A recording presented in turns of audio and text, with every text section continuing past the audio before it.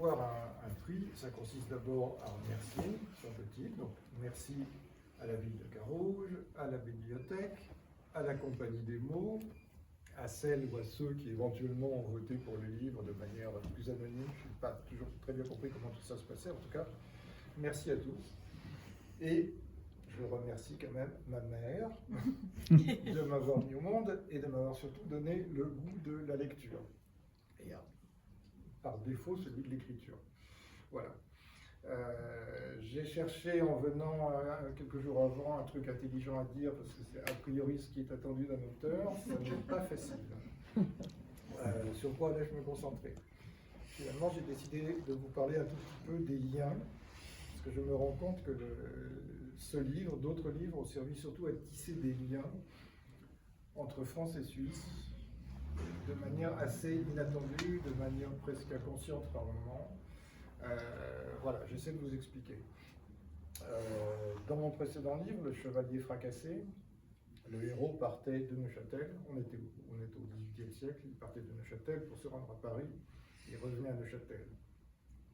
Dans celui-ci, on a une héroïne qui naît à Lyon et qui va monter à Paris, continuer à Neuchâtel et n'en pas revenir.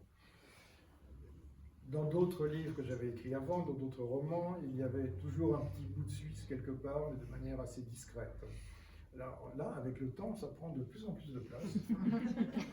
Et je me rends compte qu'en fait, malgré moi, je parle d'énormément de gens qui finalement habitaient ma mémoire. Enfin voilà, c'est pas du tout du conscient, c'est de l'inconscient. C'est-à-dire que le livre que je voulais écrire, Une saison à Montparnasse, au départ, je voulais écrire un livre sur l'histoire de mon grand-père, qui était psychiatre à Neuchâtel, et médecin par la suite.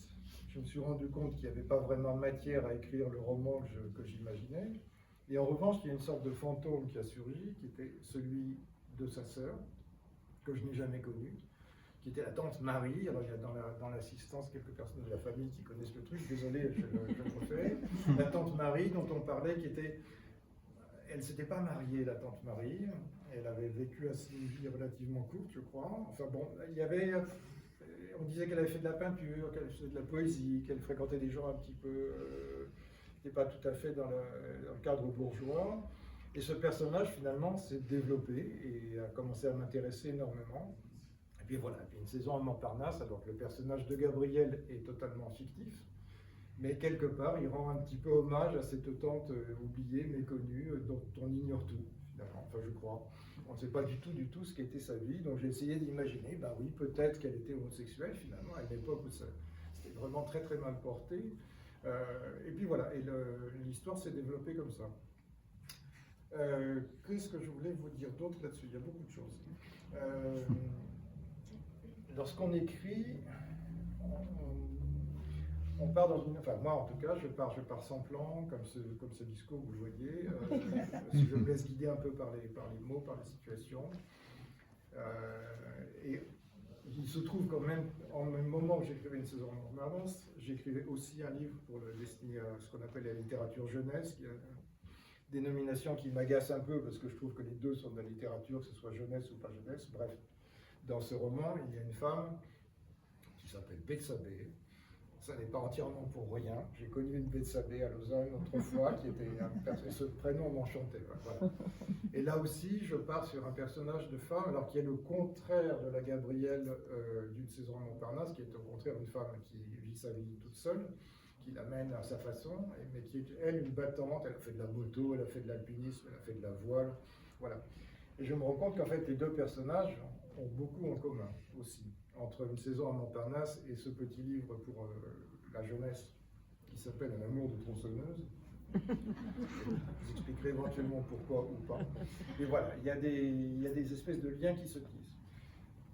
Je suis récemment je fais une intervention dans des classes à propos de ce livre, donc avec les enfants, on en parle, et tout d'un coup, en parlant aux enfants, je me rends compte d'un truc incroyable, c'est que Un amour de tronçonneuse est en fait rend hommage à quelqu'un que j'ai connu en Suisse, qui est mort depuis très longtemps, qui était un mécanicien qui travaillait il était à Cortaillot, près de Neuchâtel.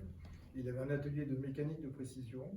C'était un personnage très, très solitaire, très sympathique, mais qui bossait dans son coin avec des machines et qui faisait des pièces d'une incroyable minutie. Et il avait travaillé entre autres pour, alors je vais peut-être dire une bêtise, mais c'est Payard, hein, les caméras. C'est ça, hein, ouais. Je sais qu'il avait travaillé avec les ingénieurs sur des mécanismes qu'il usinait, etc. Et il me fascinait complètement. Et on a passé des heures ensemble, il me montrait tout ce qu'il fabriquait, voilà, c'était un bonheur. Et après, bon, on s'est perdu de vue, il a disparu. Et je me suis rendu compte qu'en fait, ce livre était une espèce d'hommage posthume aussi à ce monsieur qui s'appelait Henri Sauvran. Je n'ai pas oublié son nom. Voilà, donc c'est tout ce qu'on arrive à tisser et à retisser, ce qui vient, ce qui ressurgit, ce qui se replace à un moment ou à un autre, que je trouve assez fascinant. Et donc, après, bon, c'est le roman qui est au travail, vous n'êtes pas obligé de savoir tout ça, mais je vous donne un petit peu les coulisses de l'histoire. Est-ce que j'avais autre chose à vous dire, que j'ai certainement oublié, que de reprendre mon petit carnet. Henri Sauvran, je vous en ai parlé. Qu'est-ce qu'il y avait d'autre? Betsabé, je vous en ai parlé. Bon, ben voilà, je crois que c'est à peu près... Maintenant, le prochain bouquin, je vais vous en parler un tout petit peu aussi. D'autant qu'alors là, je vous parlais de France-Suisse, Suisse-France, un petit bout, etc. Le prochain se passe entièrement entre Genève et Lausanne. Tout petit cercle. Voilà, je vois quelques sourires inquiets dans la salle. Il y a 3. Je ne vais en aucun cas vous en révéler l'intrigue, ni même vous dire de quoi il s'agit, mais voilà. C'est amusant parce que je me reconcentre sur ce territoire. Et j'avais envie depuis longtemps, et là aussi, quantité de souvenirs qui reviennent. Et en fait, bon, ce qui est assez merveilleux quand on écrit, c'est effectivement de réussir. Enfin bon, tout le monde connaît l'histoire de la Madeleine de Proust, etc. Mais même sans parler de l'aspect sensuel de la chose, l'écriture ramène des souvenirs, les souvenirs ramènent d'autres choses. Et voilà, et tout ça crée une espèce de... Voilà, ça crée le roman finalement. Roman, donc j'insiste, dans ce que je fais moi, ce n'est pas du tout ni autobiographique, ni... voilà, c'est vraiment des histoires que j'aime raconter, mais les histoires, on ne les sort pas de nulle part. Elles s'inspirent soit des faits réels, soit des gens. Chez moi, c'est beaucoup les gens, en fait, mais après, que j'ai retravaillé, retransformé, pour arriver à ce que...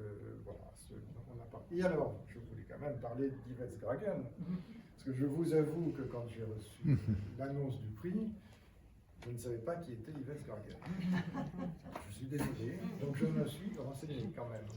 Et là, je me dis, c'est quand même sympa, parce que finalement, c'est une sorte d'héroïne de féministe avant la lettre. Elle a conduit apparemment des voitures qu'elle conduisait à fond la caisse, une énergie et quelque chose de tout à fait étonnant à une époque où ça ne se pratiquait pas trop, une pionnière dans son genre.